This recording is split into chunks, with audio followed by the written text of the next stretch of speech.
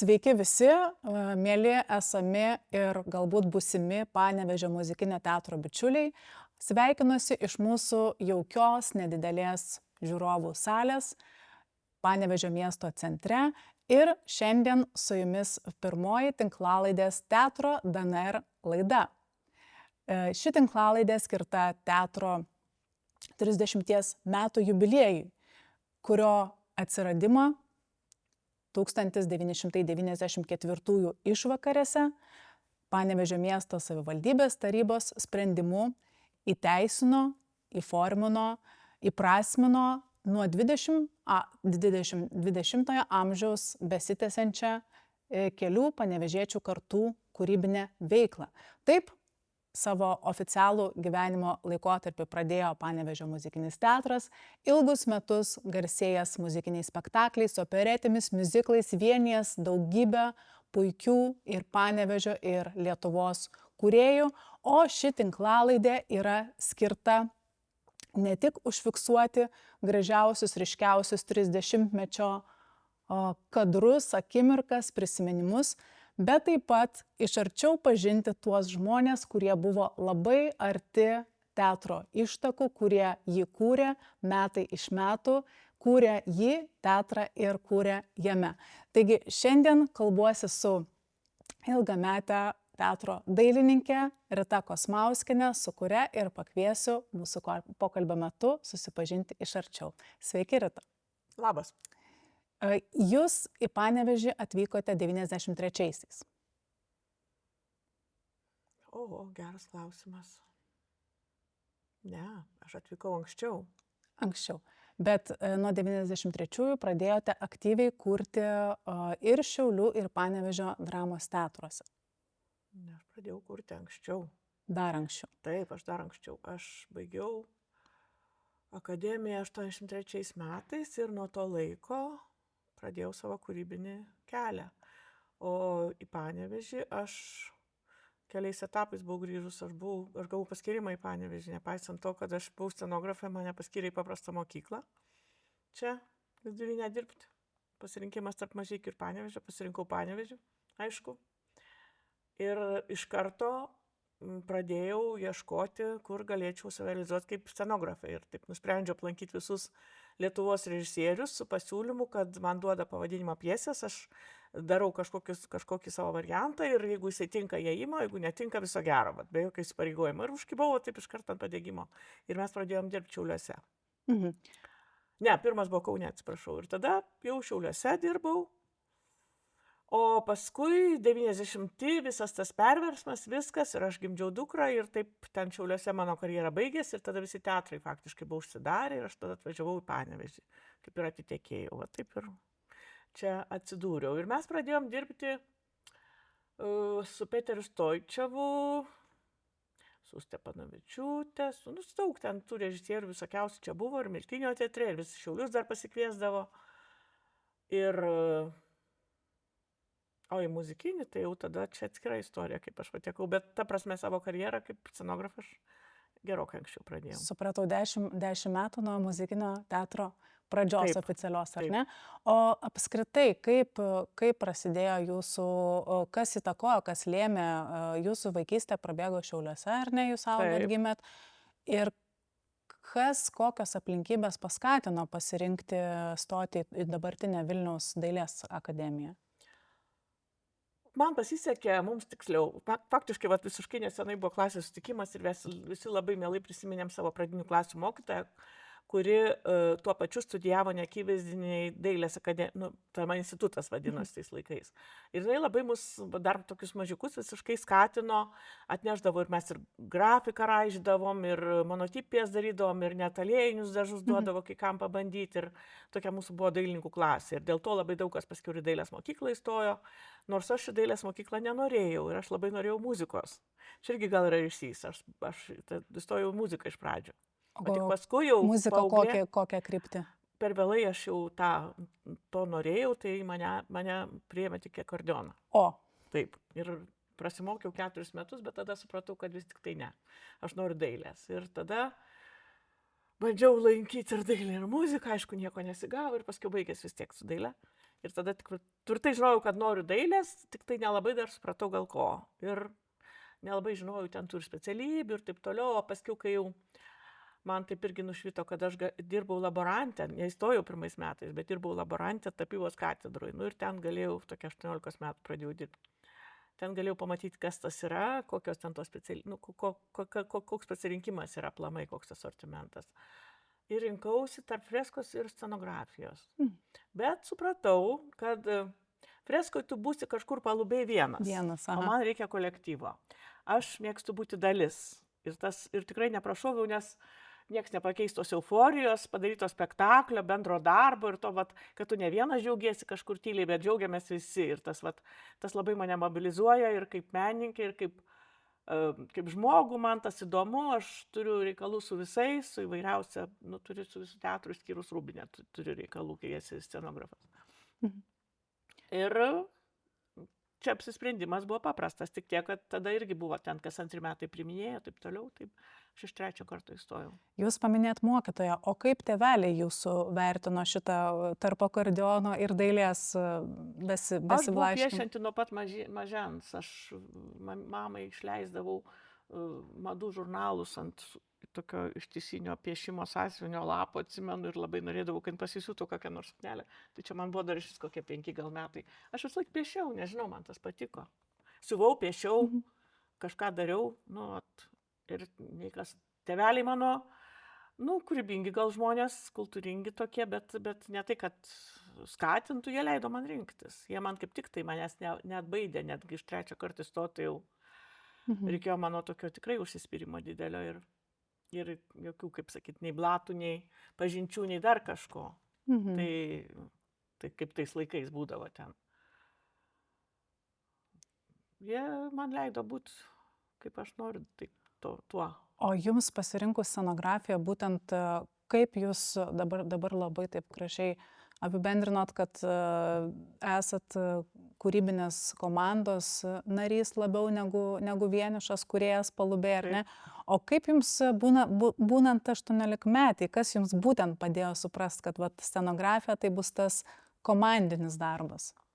Tai aš kai toj katedroj dirbau ir mačiau visus studentus, visus mačiau ten, kas ir scenografai kartu prie tapybos katedros. Faktiškai mus nuo tų senų laikų, kai pieždavo ten berželius scenoje ir ten tikrovišką tą scenografiją, jau mūsų laikais, jau kai aš mokiausi, ir tai jau buvo visas kitas, konceptualesnė žymiai ta scenografija, jau buvo tas teatras Lietuvoje tikrai kitoks. Bet kažkodėl tai mes skaitėmės, kad turim būti tapybos katedroj, kas buvo neteisinga. Ir iš tikrųjų, nes mus mokė tapyti ir taip toliau, ko man reikėjo gal daugiau kitų dalykų. Ir besimokant paskui labai daug, pavyzdžiui, aš moku iš kokių ten gal dizainerių ar kokių ten dar, iš kitų specialybių. Ar ten savo diplominį, tai aš dariau vos ne skulptūroje, ten pas skulptorius studijoje, nes man reikėjo rėmus atlėti ir ten reikėjo kažkokias detalės lieti, tai ten tokius techniškus darbus.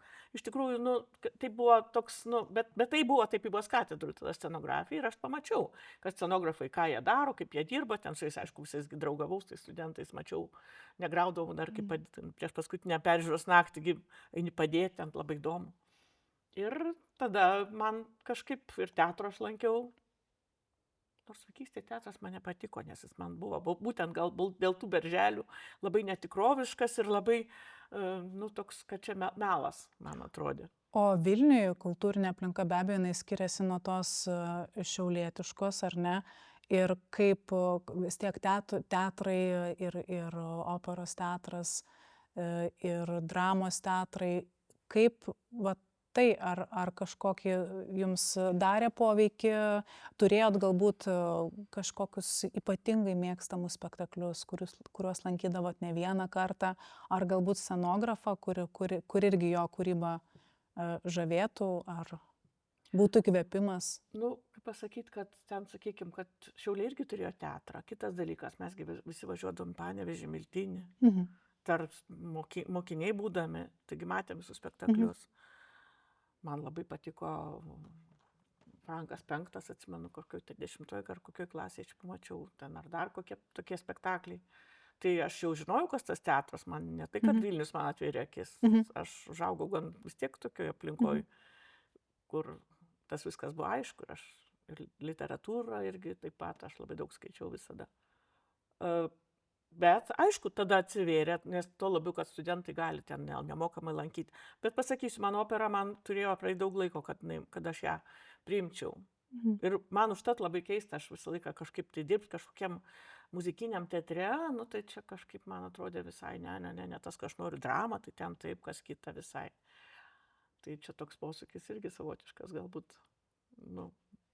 Bet dabar aš visai kitaip ir daug atlaidžiau žiūriu ir matau, kame žavesys yra bet kurio žanro. Jisai, kiekvienas turi savo taisyklės, savo pliusus, minusus. Bet tam reikia dagyventi turbūt iki šito tokio, iki subręsti ar kažkaip. Nes mes atlikinėjom, žinau, po 3 kurso praktiko Operhause, tai kažkaip man ten... ten aišku, dirbtuvėse, ten su ta visa, tai tos spektaklius netgi mums liepdavai, ten turėdavai skaityti, tai kažkaip ten tai būdavo vos ne per prievartą, tai, taip. O dabar su didžiuliu malonumu žiūriu operą. Taip. O bohemiškasis Vilnius, ar teko pasinerti į... Taip, o kaipgi. Tai... Kokios buvo mėgstamiausias vietos jūsų? O Dieve, mes jau, mūsų jau pati alma mater buvo labai bohemiška tų laikų. Kaip sakyti, pas mus visi verždavosi ateiti mūsų šokius ir mūsų spektaklius, ir mūsų ten visokias veiklas. O kur senamiestį, mūsų institutas senamiestį. Tai senamiestis, aišku, teatrai visi, aišku, ir lankydavom studentai nemokamai. Mus veždavo į praktikas visokias ten į Leningradą tuometinį, tai irgi ten visas operos teatrus pralankydavom.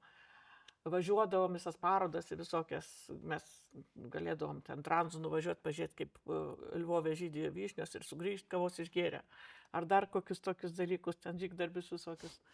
Tai tokia aplinka buvo, aš nežinau, mes tada nesijautėm kokie nors suvaržytinė, laisvi ar dar kaip nors. Tik tai tiek, kad važiuodavom į Lvovą, ne į Paryžių ir viskas, tik toks ir skirtumas. Bet kokiom priemonėm keliauti, ar kaip ten, ką ten sau leisti, o neleisti. Viską reikėjo pamatyti, viską reikėjo būtinai, atrodė, kad, aišku, mes už geležinės sienos, tai reikia peršokti ir pamatyti, ir kai ta siena nukrito, tai pasirodė, kad mes daugiau matėm, netgi kurie ten už tos sienos sėdėjo gal kartais. Ar daugiau perskaitėm, ar daugiau paklausėm, ar daugiau ten apvažinėjom, ar prisisiurbėm to visko. O autoritetas jūsų gyvenime egzistuoja toks... Ar nuo studijų laikų, ar tokie buvo, ar atsirado, ar gal atvirkščiai nebėra? Aš dabar tokiam amžiui, kad jau mano autoritetų gal ir nebereikia, jau kaip ir, jau, ką žinau, man buvo autoritetai mano dėstytojai be abejo. Šaltenis, Švėgžda, sakyčiau, Songailaitė man dėstė, tai irgi. Tokia kitokia atėjo, vėliau. Ciparis mano buvo mokytas, bet jis nelabai man buvo autoritetas. Tai galim nerodyti. Ir ką žinau, autoritetai. Man bet kuris žmogus gali būti autoritetas, jeigu jis man įdomus, jeigu jis mane nustebina kažkokiu tai savo požiūriu, ar man jisai įdomus tas požiūris, ar... Aš nežinau, aš taip nerūšiuoju. O asmenybės, kurios ypatingai įtakoja jūsų gyvenimą? Susitikimai, asmenybės, Kiekvienas režisierius, su kuriuo aš dirbau, jisai taip įtakoja, nes tu vienas negali kurti. Scenografija yra tik tai kolektyvinis menas. Nė vienas šito meno, kaip sakyti, subjektas ar segmentas negali egzistuoti vienas. Užtat čia kompromiso menas. Tu turi nori eiti kompromisą, kažkaip tartis ir tave, tu gali ir nusivilti, bet gali ir užsidegti. Ir vienas nuo kito, taip. Kaip man patinka, iki šiol prisimenu Švėgžda, Algimantas mano dėstytojas, sakydavo, tokią teoriją jis turėjo. Būna menininkai saulės ir būna menininkai mėnuliai. Saulė šviečia pati, jam nereikia nieko, būtent tas, kur palubėj gali kaboti, ar vienas užsidaręs, tapyti, daryti, ar kurti kažką, tai ar muziką, ar dailę, ar knygą rašyti, ar dar kažką.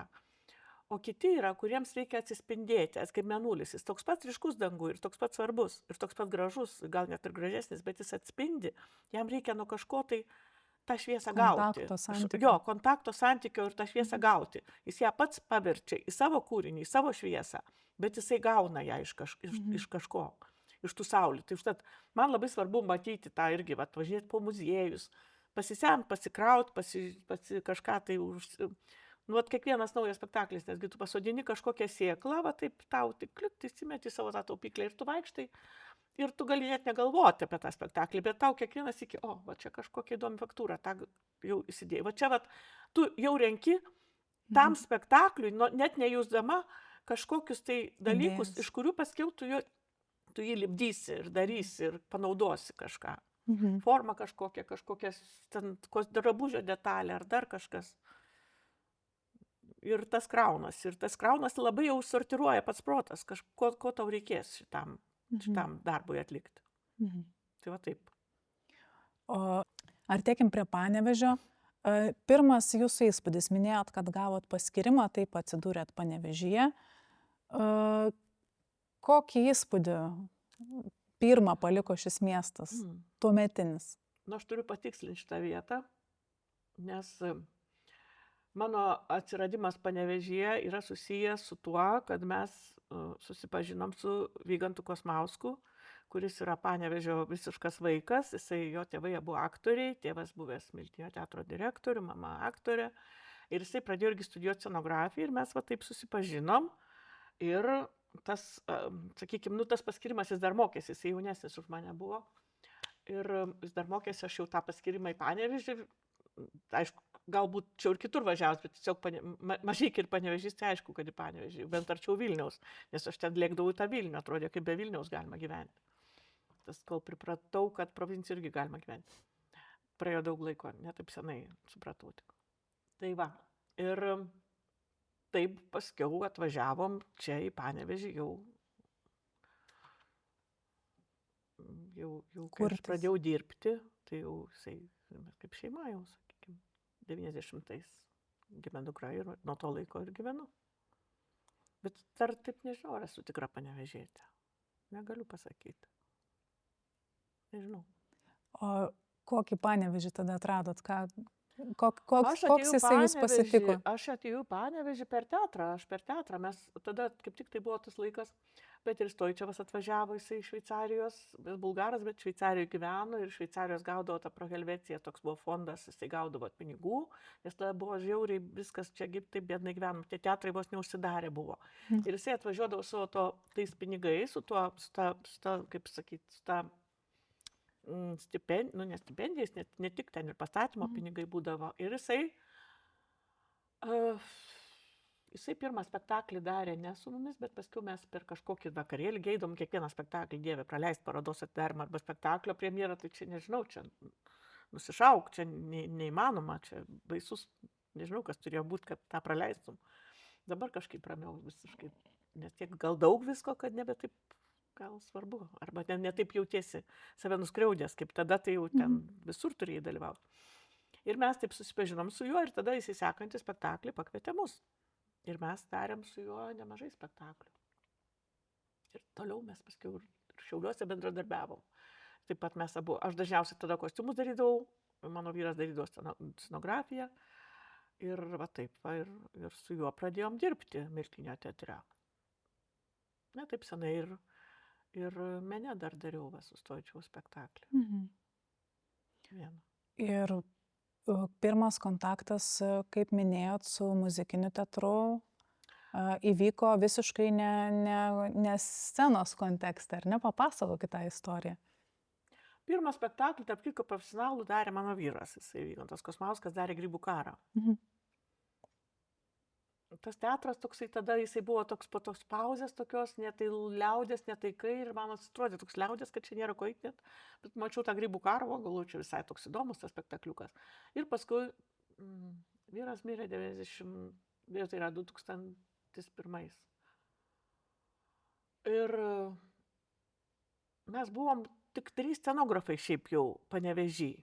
Vaičiulis Kęstutis, kuris buvo už mus anksčiau baigęs, jisai meno teatro įkūrėjas, ir mes su Vygiu, o daugiau scenografų profesionalių mieste, kiek aš žinau, nebuvo. Ir paskiau, žinau, kad paskambino man Kęstutis Vaičiulis ir sako, gal nori daryti spektaklį muzikiniam teatre, nes sako, aš išvažiuoju pas dukrą į Ameriką, kaip tik man jie ten siūlo, bet jis nelabai norėjo, ar nelabai laiko turėjo, ar kažkaip, sakau, nu gerai. Ir atėjau čia kaip ir laikinai tam vienam spektakliui, Balius Savoje. Ir toks čia iš vis, čia buvo, nu, iš nieko, tą spektaklį darėm, aš pati čia naktim dažydavau tas dekoracijas, čia buvo vienas toks senas, va, Jozukas, toks darbininkas, jisai rūbininkas ir kas tik nori, jisai čia toks ir, nu, ir toks ir pagalbinis ir viskas, ir čia nebuvo, nu, tikrai ir dabar dar gal, net čia cechų niekada iki šiol nėra, to, kad jis nefunkcionuoja, taip, jis funkcionavo kaip koncertinė įstaiga, tai va, jie buvo koncertinė įstaiga, čia buvo 8 kaip ir, nu, ne savininkai, bet kolektyvai po vienu stogu. O tada mes turėjom reklamos agentūrą Reformą, aš buvau viena iš bendrasavininkių ir dizainerių, ir jie atėjo, muzikinis teatras atėjo paprašyti bukletų, sumaketuot bukletą ir padaryti ženklą. Ir aš tą padariau, išsirinko ten iš kelių variantų, tam atsakysiu su angelu ir taip jis ir buvo paskiau kurį laiką ir tą bukletuką padariau, kur ten apie jų visą veiklą. Ir paskiau mane pasikvietė, tai aš jau pažinojau to žmonės šiek tiek, nu, Kapučinską, taip toliau rytą. Ir tada atėjau tą teatrą, padariau tą vieną spektaklį, nu ir kviečia mane, sako, ateik, tave kviečia direktorius, nu galvoju, parašyti pareiškimą, nes jie neturėjo kaip mokėti kitaip, jie man pasiūlė, kad aš darau spektaklį, o man įdarbina metams. Man tiko. Nu ir tada pasikvietė mane, sako, gal nori kitą spektaklį daryti. Tai taip ir atėjus laikinai likau 16 metų. O kiek iš viso spektaklių, ar skaičiavot kada nors? Nu, atvelnės, panašiai kažkur kas metai po spektaklį. Kai kada, nu, kaip skaityti, nes būdavo tokie trumpi. Ten kokia tarnaitė ponė su kavos kantata vat kartu. Arba ten dar vienas irgi buvo rytas su... Su mafiozu, man. Ne, mafiozas atskirai, čia buvo antras spektaklis, mafiozas būtent. Tai irgi čia taip paskiau po truputėlį, aš pati pradėjau pratinti teatrą, kad duotų man ir kitą visą tą darbą, nu, kur reklaminį, nes, nu, kažkaip tenai, nusiuntė į laikraštį, kaip padarė, taip, nu, tai aš taip pati jos ant savo galvos prisipratinau ir tada jau tas krūvis tikrai padidėjo. Nes jūs ir ne tik scenografijos dailininkė, bet taip pat ir viso teatro kaip įvaizdinės, ar ne, dalies plakatai, ką tik reikia tą darai, taip, spektaklių plakatai, viską darydavau, taip, nes nebuvo kam daugiau ką. Nu, vien iš taupumo gal ar kaip, aš nežinau, aš niekad neskaičiavau ten, ar man čia nedamoka ar permoka už tą, tokia, sakyčiau, labai kuklę algą. Aš tos visus metus dirbdavau, darydavau vieną spektaklį metus, plus dar viską, ką reikia. Jūs vienam interviu labai gražiai pasakėt, kad čia nebuvo ribojamas jūsų kūrybiškumas, bet veikti reikėdavo tokio nuolatinio techninio ir materialinio nepritekliaus sąlygomis. Bet turbūt tai kūrybiškumui kartais net ir pagelbėdavo, ar ne? Taip. Kokios atsimena tokius ryškiausius įvykius, kada tekdavo, na, ypatingai turi viziją, turi idėją ir tenka suktis kažkaip iš situacijos? Nu, aš visą laiką dabar sakau, kad jeigu man kas duotų 3 milijonus, sakytų, daryk spektaklį, aš pasimeščiau, man susisuktų protas. O pasakytų, už 3000 padaryk, jokių problemų. Tai vat kažkaip nuo to galo ir pradedi galvoti. Nu, scena riboja, galimybės sceninės labai riboja, techninės. Bet va, tikrai va, tam teatre niekad neriboja, va, turi gerą tą savybę, turėjo visą laiką mano tas va, kūrybinis kelias toks, kad manęs nevaržė. Nu, su režisierium irgi mes greit sustardavom kažkaip ir paskiau niekas manęs nekontroliuodavo kiekvienam žingsnė, kad tu ten gal ne taip, gal tą, gal parodyk, ką tu čia darai. Nei direktorius ir mes tas visas teatras funkcionavo taip, kad visi patys. Manęs prašydavo, gal tau reikia padėti, ką nors naktinės budėtojas, ardydavo, kokios buhalterė ten sveria karolius, kita ten sekretorė man daro visokius auskarus, ten tik tu duok to darbo. Ir tas vat faina, nes ką ir sakau apie tą kolektyvinį darbą, jis čia dar labiau tą savoką išsiplečia. Normaliam teatre tai būtų cechai, kur tą daro ir už pinigus, o čia dabar tai niekas algos nemokėjo mums už tai. Ir tiesiog žinom, kad reikia padaryti ir norim padaryti ir ir visi darom. Kiek aš čia savo siuvimo mašiną asmenį sugadinau, siūdama ten atsinešus čia į rūbinėlę, kur irgi nėra kur dirbti. Ir taip ir darydom, nors atrodo, kad tai yra, neprofesionalu, bet spektakliai gaudavosi profesionalus, nes, kaip sakyti, aš profesionalus dailininkas, režisierius, profesionalus režisierius, dirigentas irgi, ir visas choras, visas, sakykime, kolektyvas, kviečiami tie dainininkai, negali sakyti, kad čia neprofesionalu, nors kai kam Panevėžyje atrodydavo išgirdus tokių, kad ten uždaryti tą teatrą, nieko ten gero. Tai va, kažkaip mane tas žaidžia, jau dabar aš jau kitaip žiūriu. Tai taip, ir tą operetę aš kažkaip pamačiau, kad jinai visai gali būti žavinga ir įdomi ir kūrybinga, toksai, kad tas darbas toks visai, aišku, kad labai sudėtingas, kai reikia 30 žmonių aprengti vien choro, o paskiau dar visus solistus ir dar ne po vieną kostiumą ir čia viską reikia padaryti, o rankų tų nėra, po visą miestą išmėtom, kas kur siuva, kas kur ką daro, čia scenų irgi patys viską darėm, visada patys viską darėm, kaip mokėjom, taip darėm. Iš tikrųjų, operetė ypatingai prabangų žanras, ar ne? Ir jūs tokiam sąlygom. Tai ryškiausias, kaip prašėt, kad ryškiausias epizodas, tai buvo turbūt Traviata.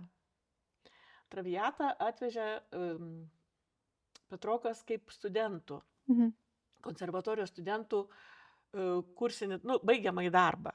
Ir dainavo pradžiai studentai, pirmą tą, ir jie turėjo ten labai dar litais, buvo gal kokius 3000 litų, juokinga suma, ir reikėjo padaryti, vis tiek kažką padaryti. Tai va tada sukomės jau, bet padariau, kad paskiau tas perėjo į mūsų repertuarą ir pasiliko ir tie patys kostiumai ir tos pačios dekoracijos. Padariau liustrą, kur visos paskiau klausė manęs Panevėžio ponios, iš kur aš gavau tokią prabangę liustrą, o mes sukabinom kelis vėlų lankus ir pakabinom užuolaidų tokių, kur būna tokios tos iš blizgiukų užuolaidos, tokios pijos, va, tų blizgiukų ten išrankėje apkarpė, taip ir pasidarė. Ir apšvietime ir scenoje, kaip sakau, scenografija yra žiūrovo apgavystės menas. Apgaut žiūrovą svarbiausia mums. Kad jis patikėtų, kad čia viskas taip ir turi būti. Ir labai minimalistinis toks švarus buvo sprendimas. Minimalizmas man aplamai patinka.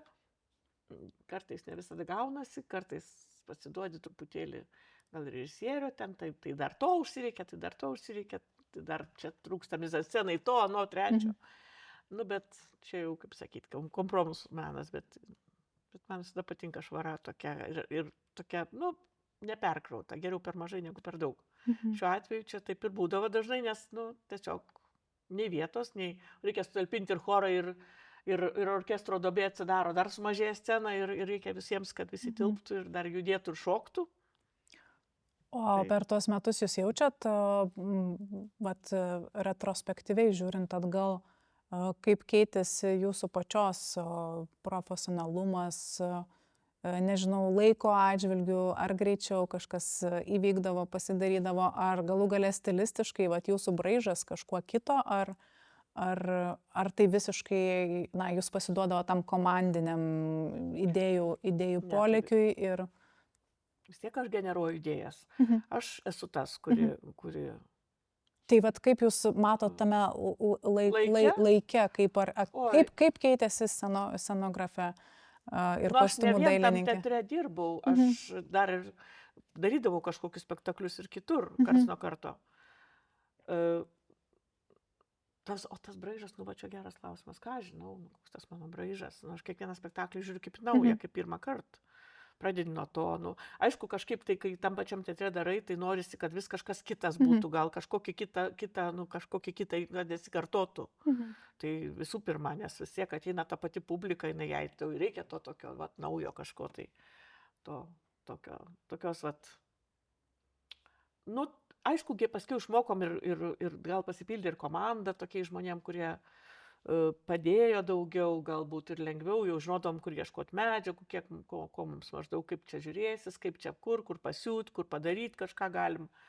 Tai iš tos pusės taip, jau atsidirba ta sistema tokia, ką čia galima ir ko nereikia net bandyti, nes nepasiteisins.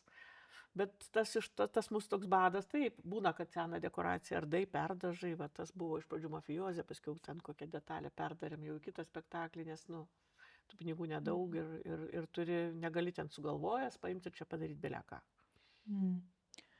O kaip vykdavo pats spektaklio pastatymo procesas? Nuo ko viskas prasidėdavo? Prasidėdavo nuo to, kad man paskambina Petrokas, sako, atsiųsiu tau pjesę, paskaityk, statysim dabar kitą, tą, sakykime, libretą. Taip. Tai aš tada skaitau libretą, klausausi ten tos muzikos, žiūriu kartais YouTube'ai, kaip ten kur kas, kaip ką, kad pajaus biški, kaip tas, kas per atmosferą, kokia ten. Taip, įsigilinu, pradedu galvoti, kas čia galėtų, kaip čia tą laikotarpį kokį paimti, kaip už pagrindą, kartais jisai labai diktuoja, kartais ne, kaip kokią traviatą, mes visiškai paėmiau rūbus, tokius padariau abstrakčius visai. Bet akcentavau galvas ir dariau tokias gėlės, didelės galvas, didelis šukuosnas, o čia visiškai minimalizmas suknelių. Tiesiog surandi savo kažkokį raktą, paieškai medžiagos, pasiminkai kažką, tai pasiūlai režisieriui, maždaug aš net nelabai ten ir tų eskizus tokių jau konkrečiai siūlydavau. Aš jam nusiunčiu kelias kažkokius užmetimus, sakau, į tą pusę, aš taip. Gerai, ir viskas. Ir tada vėlgi labai daug diktuoja, pavyzdžiui, tu gerai, jau turiu aš mintį, važiuoja mes pirkti medžiagų. Čia reikia suderinti visą ansamblį, aš negaliu nupirkti.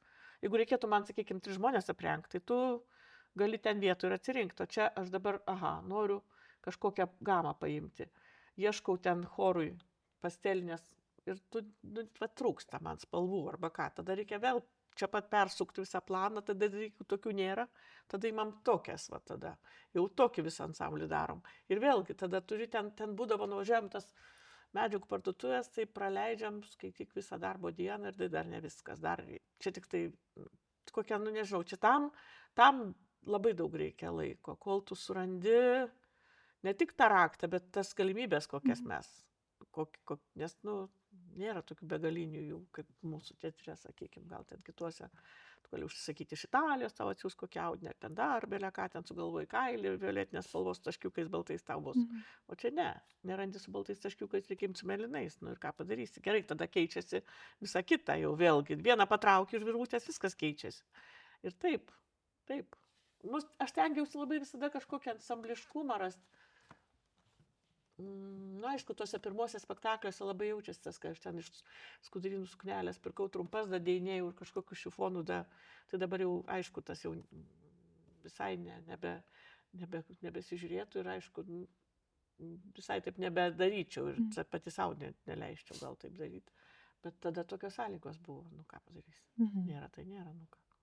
Ir ką padaryti reikia. O kolegos, su kuriais teko dirbti, ką labiausiai,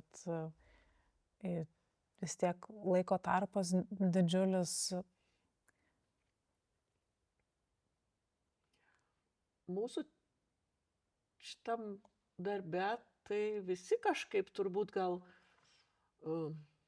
įsitraukdavo. Progresavo netgi, sakykime, aš atsimenu, kad ir tą pačią Savoją, kai choristės kategoriškai tai sakė šokti.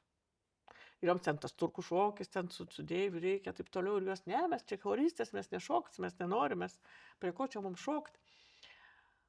Ir po truputėlį, aš jam tokias čedas ten padariau, aš ten pradėjau tik tai trupučiuką judėti, ten kažką, tai atvažiuodavo tada irgi Kondratavičius ten Ir po truputėlį o paskui kuo toliau, to labiau jos jau nori, jos ir pavaidinti nori, jos ir šokti nori, jos ir būti matomos nori, ir jau jokių problemų paskui, dėjom iki Stražas žalias paukštis. Šitas choras puikiai šoka, o dabar net neįsivaizduoju, kad jos tokios kokios. Nes iš moterų choro, ar ne iš koncertinio choro jos. Bet jos ir atėjo per tą mokyklą, jos tos pačios, vos ne visas pagrindas ten tų moterų, kurios varžėsi ir bijojo, bet jos per tos spektaklius visus jos tiesiog pačios pagavo tą įdomumą tokį, kad joms patinka ir joms visai dabar ne problema pašokti ir pajudėti, ne tik dainuoti.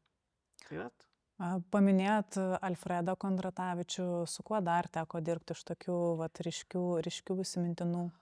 Taip, mes pastovi komanda buvom su Neriu Petroku šitam teatre. O jeigu aplamai, kur su kokiais režisieriais, tai čia jau daug ten jų, bet šitam teatre tai mes visada su Petroku komandai. Užtat kažkaip labai greit mes jisai pasitikėdavo labai. Ir be konfliktų faktiškai, aš neatsimenu, kad ten būtų kokia nors, nebent ten, kai jau koks nors susierzinimas, ten toksai, va, kaip būna jau prieš premjerinį, premjerinis. sakykim, ten kažkas nelaiku ar ne, dar nėra, o čia dar, nu tai tokie, bet aš čia neskaitau, čia darbo dalis. Šiaip mes labai sutardavom. Nu, ta prasme, jisai, aš galbūt ir kitaip matyčiau, kažkokį kitokį, gal ir konceptą ar ką, bet tiesiog, nu, va, yra vėl, kaip sakai, toks kaip jeigu jo toks matymas, jisai nori tokio, nu, tai surandam tą kompromisą ir viens kitam nervų negadinam. Nu ir viskas. Pasitikėjimas buvo labai toks, tikrai sakyčiau. Laisvę tokia kūrybinė turėjau. Ir palaikymą, teatro palaikymą, tokį, vat, kolektyvą, sakykim. Nebuvo man, aš neatsimenu, kad toks būtų, kad aš to nesidėsiu, man tas netinka, aš tas taip nenoriu, aš kažkaip atsižvelgdavau visą laiką ir kažkaip kiekvieną spektaklį laukdavau, kaip mes atrodysim, visos kaip ten ką. Nu, tas irgi man įdomu. Aš irgi nežinau, kaip jūs atrodysit, kol spektaklis, kol nepradėjom daryti, kol tas viskas neįsisiubavo. O jūs ir dabar pokalbio metu nekartą paminėt, kad tai yra vis tik tai kompromisų menas, ar ne? Taip. Koks jums kaip kūrėjai sunkiausias buvo kompromisas? Kai scenoje atsiranda daiktai, kuriuo aš nenorėčiau, kai jie ten atsirastų, kai per daug jų arba perkraunama, ar per daug norima viską, nu tokia,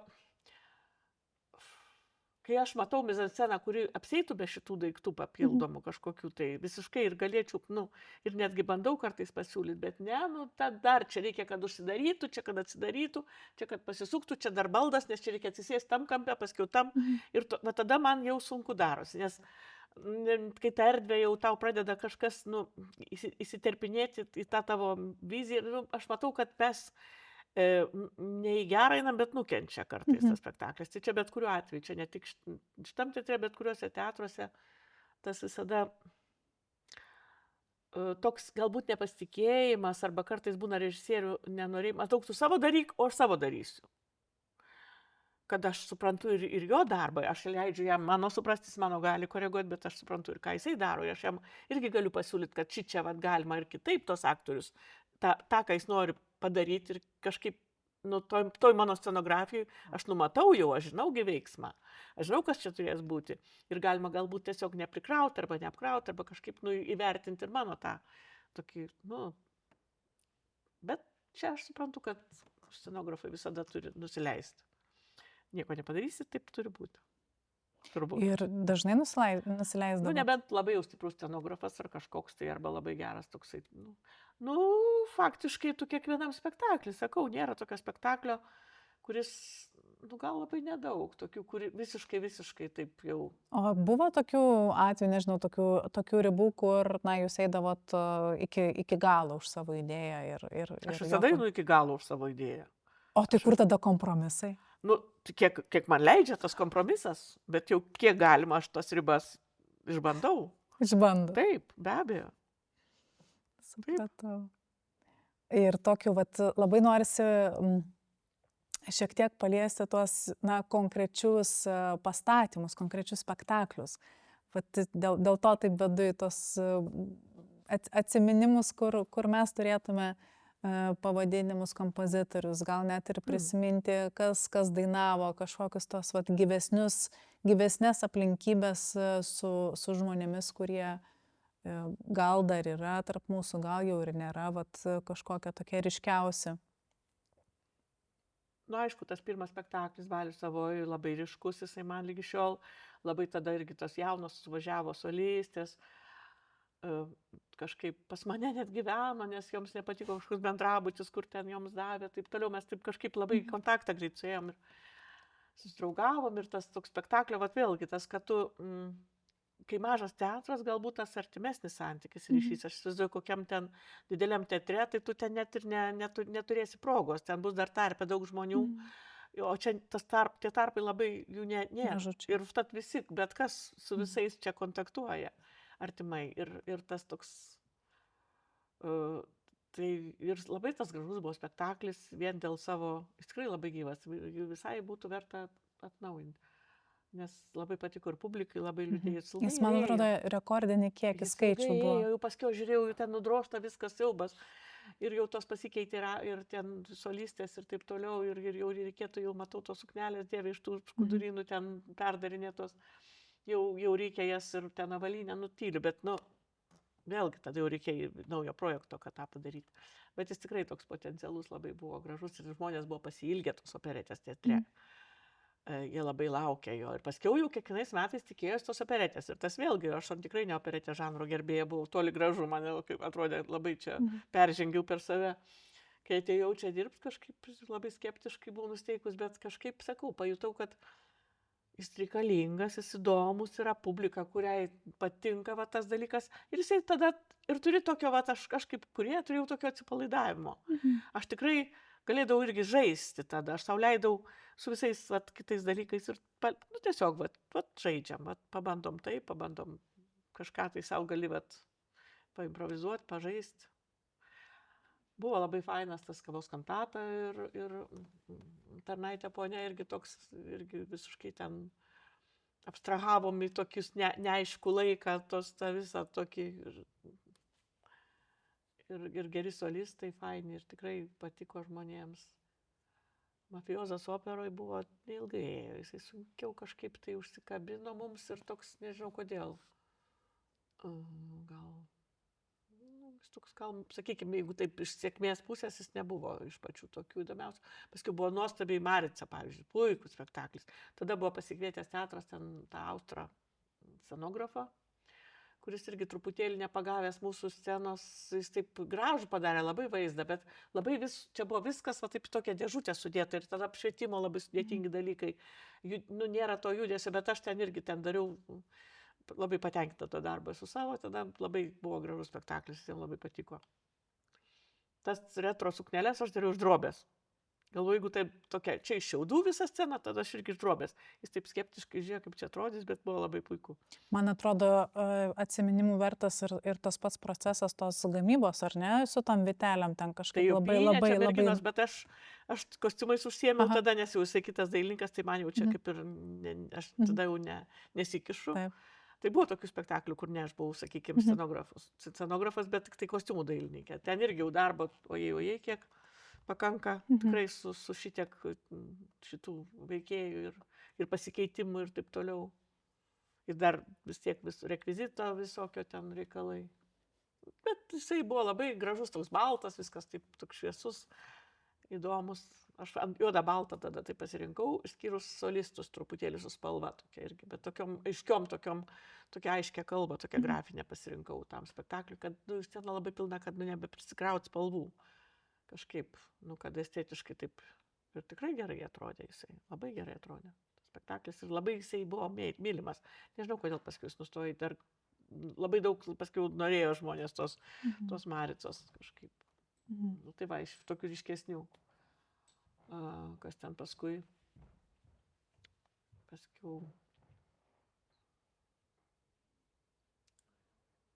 ta Traviata, Traviata irgi, aišku, jau ten Traviata muzika ir viskas. Tai čia kas. O būdavo, irgi apie tuos kompromisus kalbant, kad žiūrint tą jau galutinį rezultatą, nežinau, premjeros akimirkos ir matot, kad vis tik tai nereikėjo daryti, kaip jūs matėt. Va tokių būta, kur supratot, kad vis tik tai, reikėjo dar truputėlį eiti į tą pusę, kur jūs matėt scenografijos ar kostiumų prasme. Ar visada premjerinis rezultatas jūs džiugindavo pilnai? Ar... Niekada taip nebūna. Niekada neteko? Ne, niekada taip. Visada galvoju, kad gal dar čia reikėjo, gal tą, dar 3, 8, bet ar kažko, žinai, ko nespėjai, bet dažniausiai būna, kad tik aš tą ir matau, kiti nemato, visiems viskas gerai, nes aš matau, kad ten ne tos kojinės ar ten velnės. Tai čia jau profesinė liga, čia jau nieko nepadarysi. Nes kaip ir scenografo ar kostiumų dailininko, vis tiek sakykime, dėkinga profesija tame, kad na, tas nepasisekimas ar ne, kada jau turim spektaklio momentą, tai vis tiek jau viskas, kas padaryta, tas padaryta. Jo, ta prasme, tai čia vėlgi atlikėjui jisai dar gali suklysti ar ne, kažko atlikti geriau ar blogiau, nežinau, įtakotas ar publikos, ar atmosferos, ar galų galia žmogiško faktoriaus. Tavo kaip scenografo dailininko darbas jau yra visas padarytas, bet jūs dar ir čia išvelgdavot kažkokiu tai... Tai čia visada, man atrodo, kiekvienas kūrėjas, jisai po kurio laiko žiūrėdamas, arba kad ir tu vienas dalykas jau iš karto žinai, kur nu, sakykime, galėjai gal ten būčiau kitaip siūvus, gal tą suknelę, gal truputėlį ten kitaip, bet jau nepasiūta, jau viskas, tu jos negali ten. Bet tai apimdavo tiesiog smulkmenas, tokias detalės, ar kažkokius esminius, kad nežinau, pagrindinis herojus. Yra tokių, kad, nu, galvoju, reikėjo kitaip daryti, bet velnės čia tas nesižiūri, ne, nu, durnai. Būčiau nedarius, jau matai, ir Zuzanai, man atrodo, taip man buvo dekoracija mano pačios. Bet ten labai irgi, ten pasidaviau gal truputėlį režisierių, jam labai reikėjo ten tokios mizascenos, kur atseit nemato viens kito, tai jam būtinai, kad vizualiai ir nematytų. Sakau, bet čia sąlygiška, čia nebūtinai. Užtvaros, ten uždangos tokios atsidarinėjo, nu ir ten man visko buvo per daug. Tai ten aš, sakykime, tikrai nebuvau patenkintas savo rezultatų šitam. Aišku, gali suversti ant režisieriaus kaltę, bet nu, vis tiek žinai savo pati, kur vis tiek galėjai atstovėti ar kažką, tai ar nežinau, nu, čia sakau toks, o kad taip 100% būtum patenkintas, nu, aš nežinau, koks šis kūrėjas būna 100% patenkintas savo darbu. Jeigu tu 80% patenkintas, tai jau čia tobulas rezultatas jo. O taip, kad, bet aš niekad savo, aš nepradedu ten dabar ieškoti tokių savo pati, nu, priekabių, kai jau nėra prasmės jų ieškoti. Nu, pasidžiaukim rezultatų ir viskas. Nu. Baisiau, kai ten išėjo ne tą apsivilkęs, ar ten kažką persukęs, ne taip kokią baleriną, ten, nu, ar ten kažkas tai ten tau, o velnės ten atsisegė, ar ten kažkas nukrito, ar ten kažkas ne taip užsidėjo, ar ten, nu, tai va tada nervuoja, tu scenai jau nieko negali padaryti. O kas nuo manęs taip? Nu, o kaip jūs kurdavot plakatus spektakliams? Ar kaip jums atrodo, jie turėtų kažkiek atliepti tai, ką žiūrovas matys scenoje, ar tai visiškai atskiras pasaulis? Oi, su plakatais, nu aš, kaip sakyti, aš nesu kokia nors, sakykime, ten labai didelė grafikė, bet aš tiesiog, kai vis tiek tame esi, nu jau tas meninis lavimas yra kažkoks, tai gyvenimas taip susiklostė, kad aš turėjau netgi, sakau, užsimėjau tą kompiuterinę grafiką ir taip toliau. Ir kai nėra čia, sakykime, nu, nėra tų, vis tiek tai yra kaip ir mano atsakomybė tą plakatą padaryti. Ir aš jos darydavau. Ir kaip kurie irgi ten pavykę daugiau mažiau. Gal kai kuriais aš visai patenkinta, bet yra tokių, kur visiškai nenorėčiau, kad jie būtų buvę tokie. Nu, gal dabar perdaryčiau visai kitaip, bet tiesiog. Bet dažniausiai kaip yra su tais plakatais? Tu darai spektaklį, tu darai kostiumus, scenografiją ir viską, ir dar tau užgriūna tas plakatas, kada jau paskutinė ten nėra laiko visai. Tiesiog neturi fiziškai laiko jam skirti. Reikėtų daugiau to laiko skirti. Vis tiek čia yra ieškojimų irgi toks dalykas. Ir tada jau greit. Ir tada pridarai kažkokių durnų variantų, ir tada greit rodai ten režisierių, kurie čia išsirinkti, visada kaip taisyklė išsirenka patį blogiausią. Tai jau kliento tokia yra visada taisyklė, užtat paskui išmoksti, kad nereikia rodyti daug, reikia rodyti 2. Kurie abu patinka man pačiai, tai tik vėliau išmokau. Bet tai paskui ir gaunas toks truputėlį kartais ne visai geras rezultatas su plakatais, bet yra kaip yra, nu. Bet nuo ko jūs atsispiriat? Aišku, kad nuo kažkokios atmosferos, nuo kažkokios tais, nu, Tai jis vis tik tai turėtų kažkaip įvesti žiūrovą į tai, kai jis matys atėjęs į teatrą? Buvo visokių variantų. Pavyzdžiui, pradžioj mes bandydavom, nu, pageidavimas net toks būdavo, kad būtų tų aktorių, tų solistų, kurie dalyvauja, veidas ar kas, jisai kaip reklaminis tas veidas. Pavyzdžiui, ten su Deiviu dariau, ten mafiozą, ten ir visai gražus plakatukas. Aš pati fotografavau, ten jį, ten darėm fotosesiją, aišku, netokia sudėtinga, labai paprasta, labai greitai. Arba ten Dorovingai Zuzana. Ne, ar Marita, palauk, kuris ten buvo. Gal Marica jo, su Zmailaitė. irgi veidą, nu, kad trauktų tas veidas tokį. Taip, vat, kažkaip darėm. Ir nu, kad būtų, kažkaip dažnai būdavo, nu, sakau, gal nelabai ten daug tos filosofijos tame. Traviatą aš jau paieškojau filosofijos trupučiuką ten. Gal laiko turėjau, daugiau neatsimenu dabar, kaip ten buvo, ir visai man patinka tas plakatas. Paskiau, dar puikus spektaklisgi buvo, mano puikioji Ledė, jo, tai irgi labai linksmas, labai fainas, labai žiūrovinis, labai spektaklis, mylimas buvo žiūrovų. Irgi man buvo labai įdomu daryti. Ten scenografija irgi ne mano, bet kostiumai, plakatas, nu, toks irgi visai. Ten tokį irgi stengiausi kažkokią atmosferą, nu, parodyti kažkokį, nu, kad žiūrovas pamatęs užsinorėtų įeiti tą spektaklį. Toks yra, kaip pasakyti. O nuo ko tu atsispiri, ar tu eini, aš nemanau, kad jis turi iliustruoti spektaklį konkrečiai plakatas, tikrai ne. Bet jis turi nemeluoti. Jis turi vis tiek, bet kuris plakatas, jeigu jis yra apie kokį nors renginį, jis turi nemeluoti. Jis turi nenuvesti kažkokią kitą iliuziją arba kažkaip nepadaryti kažkokio visai kitokio, tokio vis tiek... Lūkesčio, ar ne, sukurti. Vis turi atvesti tave ir vesti jau kaip ir pradžia vedimo į tą spektaklį vis tiek. Kad žmogus suprastų, kur jis eina, kad jisai žinotų, ką jis ten gali pamatyti, ko tikėtis. O kaip jūsų santykis su teatru vaikams?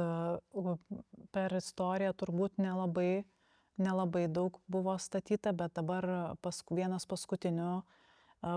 paskutinių premjerų yra būtent jauniausiam žiūrovui. Natukai iš Muzikėnų šalies. Aišku, muzikos garsai miuziklas, bet Natukai toks jau labai ypatingai jaunajam žiūrovui. Kur čia buvo iššūkiai, ar tokių buvo? O dar dėl muzikos garsų irgi, tarp kitko, aš nežinau kiek, bet aš labai ilgai zyziau Petrokui, kad stato muzikos garsus. Ir galų galę sako, nu jau statysim, žinok, muzikos garsus. Tai aš gal nebūtinai, kad aš jau jam, bet aš visą laiką sakiau, reikia kažkokio, nu tokio, kad visai šeimai, kad ne tik tai tos operetės ten apie meilę ir visokius ten tokius nerimtus dalykus, bet kažką va tokio. Man atrodo, tokia graži ta muzika ir taip toliau, ir čia visai galėtų būti, nes ten nėra tokio labai, kad reikėtų tam veiksmui labai daug, nu kažkaip. Nu, apie Natukus, man tai aš vaikams esu stačiusi nemažai spektaklių, kaip ne taip daug, bet esu kelis stačius spektaklius. Čia labai įdomu, jie kaip tik tai tokia dar labiau laisvės turi tada kažkaip galbūt tos. Nu, ko atsispyriau? Kad būtų spalvota, kad būtų aišku, kad būtų irgi kažkokia grafika, kad būtų ten labai diktavo, aišku, tas, nu, kad ten turi būti vaikams aiškinama apie tą muziką. Nu. Edukacinis tas momentas, tai visų pirma reikėjo kažkaip tai, kad tai būtų natos, kad tai būtų tokie įspūdingi personažai, užtat ten grimas ir viskas. Bet priėjimas prie to spektaklio jūsų nieko nesiskyrė nuo spektaklių suaugusiems? Kas yra priėjimas? Pradžia, kažkaip jūs, nežinau, visas tas procesas, tas momentas, kad tai yra vaikams, jaunai auditorijai, nieko labai... Ne, tai vis tiek lygiai taip pat pasisodini tą sėklą ir lauki, kas augs ir krauni. O kiek trunka šitas etapas nuo sėklos iki vaisių? Kartais, kiek ir duoda tau, pusę metų maždaug duoda, daugiau ne. Ir tai dar paskiau... Ta sėkla iš pradžių lėtai auga, paskui jinai labiausiai pradeda bujuoti, jau kai prasideda visas, tai pamatai, šitaip jūs čia da, tada taip, tai gal man reikėjo tą daryti, gal man reikėjo taip. Ir dar tas, nu čia ir gerai, kad dar aš daug dalykų, galbūt, gal kokiam dirbant rimtam teatre reikėtų jau ten prieš 2 metus patiekti ir nieks nenukryptų nuo to, kaip tu užsibrėžiai. O čia gali sugalvoji, pergalvoji, perkali, perdarai ir dar kažkaip kitaip persiuvai, jeigu tau matai, kad ne taip reikėjo truputėlį kažką, jeigu dar galima. Ir dažnai tai būna. Tai čia privalumas toks, sakykim, bet gal ir, nu nežinau, ar privalumas kaip dirbant tokiam teatre ir tokiu ritmu ir tokiam, nu, čia toks tiesiog darbo pobūdis. Čia labai unikalus jis yra, visai kitoks. Ir ta mano patirtis, vat, per šitą teatrą, jinai galbūt net nepritaikoma, kur nors kitur būtų visai. Nes turi ir išmokti šitokiam teatre dirbti, tokiam ritme, tokiom sąlygom ir tu išmoksti ir tada dirbi. O kaip jūsų, nežinau, pojūčiai, jausmas, kuomet, vat, kaip minėjot, specifika ar ne, ypatinga šito teatro, kas žinoma turi ir pliusų, ir minusų, be jokios abejonės, koks būdavo jausmas sugrįžus, pavadinkim, iš darbo pastatymo, kažkokio proceso, projekto, labiau tipiškam teatre, standartiniam, ar ne, kaip yra įprasta. Ar tos patirtis jos viena kitą papildydavo, ar būdavo toks truputėlį, kad to gaila, kad mes čia taip neturim, vat kokie jausmai, nežinau, mintis kokios, ar jūs nesureikšmindavo tų skirtingų patirčių, čia tiesiog buvo? Čia turi priimti kaip faktą. Scena tokia ir viskas. Dvi štangos veikia ir viskas. Horizonto nėra ir viskas. Užkulisių nėra ir tu negali nieko išstumti taip toliau. Kitur gali, valio, liuks, jeigu galima kažką tai tokio padaryti. Tai tiesiog net sunku pasakyti. Tu kažkaip įvertini tiesiog tas galimybės ir jas jau iš karto kaip sąlyga. Nepradėti fantazuoti. Tiesiog į tą pusę, ko neįmanoma padaryti. Tai kam? Kam toks bereikalingas? O dėl ko Rita supykdavo dažniausiai? Ar būdavo? Supykdavo? Aš labai nepiktas žmogus. Ar, nežinau, būdavo momentai, kada išeidavot iš nežinau, savo, peržengdavot kažkokią tai, ar Rita visai nepykdavo? Oi, ne, Rita labai net moka papykti kartais, bet... Kokie kūrybinio proceso, tokie, nežinau, karščiausi etapai, taškai jūs išbalansuodavo taip, kad, jau galima sakyti, kad Rita pyksta? Aš atsimenu epizodą, pavyzdžiui, kai atėjo Dainora, jinai dirbo anksčiau bufet ir paskui atėjo dirbti teatre, jau. Ir jinai kaip ir tokia, sakykime, normaliam teatre, jinai būtų aprengėja, ta vadinama kostiumininkė ar dar kažkas. Ir jinai atėjo kaip tik, tai aš galvoju dabar su Renata, tai atėjo į Maricą, tai irgi gavo velnių ten iš karto, nes kol pagavo kampą, kad sakiau, niekas scenoje negali atsidurti, nepraėjo mano filtro, iš kur, sakau, tas daiktas. Režisierius paprašė, sakau, stop šitoje vietoje. Pirma aš, nes jeigu jis paprašė, sakykime, kažko tai, kaip tas kažkas turi atrodyti, sprendžiu aš ir kokio jis bus didumo, mažumo, ar kaip ten, nesvarbu, kas ten, sakykime, šluota, ar dar kas, bet kokia jinai bus. Jinai man, aš turiu, nebelė kokia ten, kad tu nueini nupirkai, ne, aš perku, tik per mane.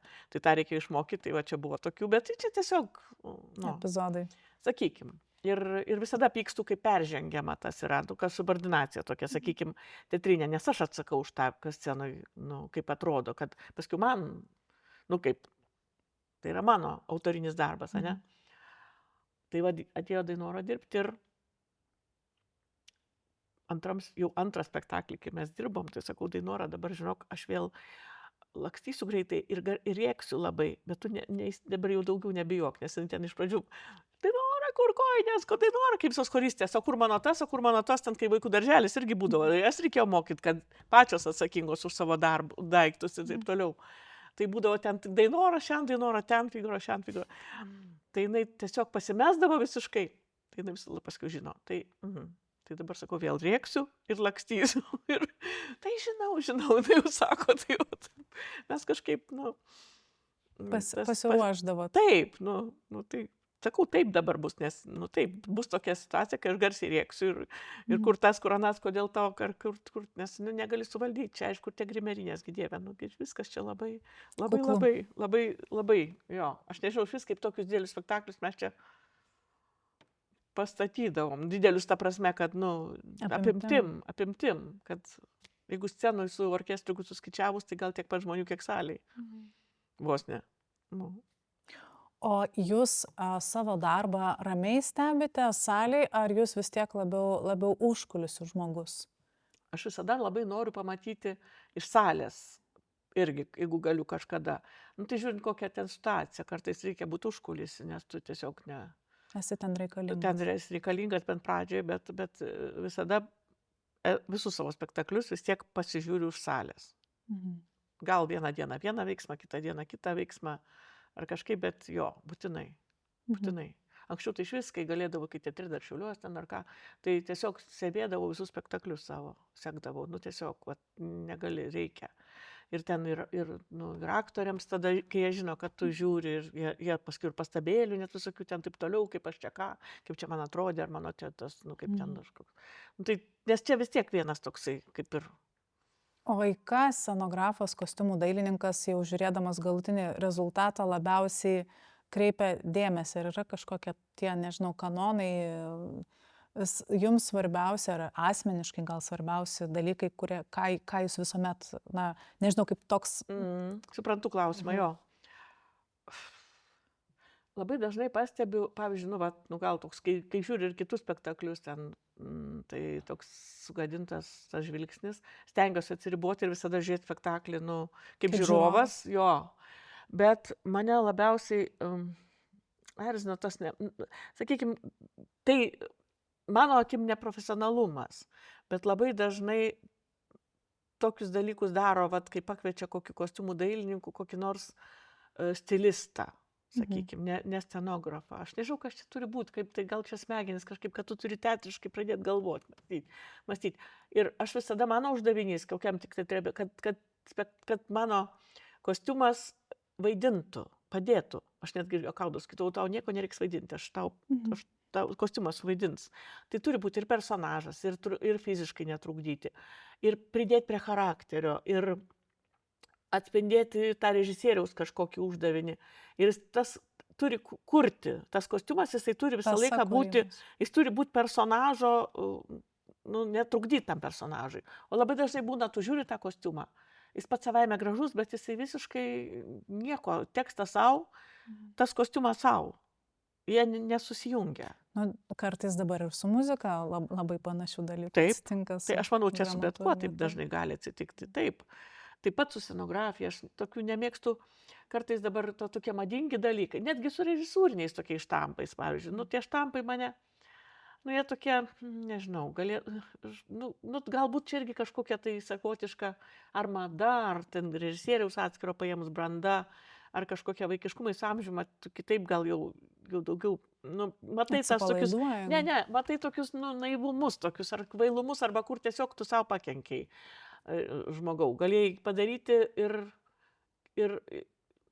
ten, bet kurie tokie štampai, kaip ten būtinai vanduo, turi būtinai kažkoks nuogas, būtinai darais kokia ten ta video turi būti, ten dar kažkas, tokie, ten turi keiktis, turi dar tas visokių tokių dalykų atsiranda, tokių, kur jau tu matai iš spektaklėje, visai tiesiog nepateisina to, sakykime, net labai, aš sutinku, kad tai gali būti, bet dažnai matai, kada jie tiesiog pritempti tokie dalykai, jie neprideda spektakliui nieko. Gal tik taip atrodo tiems, sakykime. Bet jūs irgi tam tikrų laikmečių, kiekvienas kūrėjas, ar ne, jis egzistuoja tam tikram laike. Ir ar jūsų kažkaip jūs nejautėt, kad jūs kažkokie veikia trendai, dalykai, nežinau. Tai gal, aš nežinau, čia kiti gali pasakyti. Be abejo, aš manau, kad taip. Tai bet kuriam spektaklį, tu vis tiek taip, tą laikotarpį tu atspindi. Bet yra tokių universalių dalykų, kažkokių bendrakultūrinių dalykų, kurie, man atrodo, neturi tokio konkretaus. Mada taip atsispindi, pavyzdžiui, kostiumuose labai atsispindi mados, taip toliau. Operetė šiuo atveju dėkinga dėl to, kad tai yra laikmečiai kokie nors, arba tu gali tą laikmetį kokį nors pasivokti iš kito laikmečio, bet panaudoti, bet gali visai modernų kažką padaryti ten, be jokio laikmečio, ten ar dar kažkaip. Bet kokioj dramoje ar kur, tai labai matosi, jeigu ten tuo labiau kažkoks toks, mados tos jaučiasi, matosi. Tai natūralu.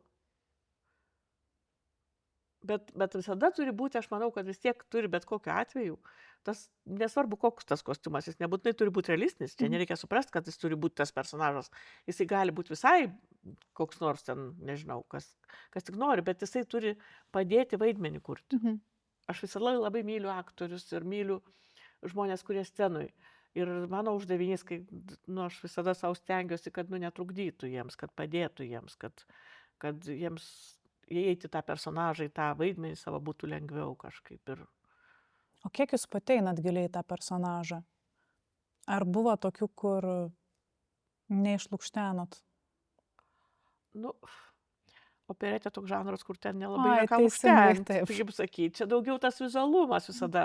Jis nėra koks nors sudėtingas ten, taip. sakykim.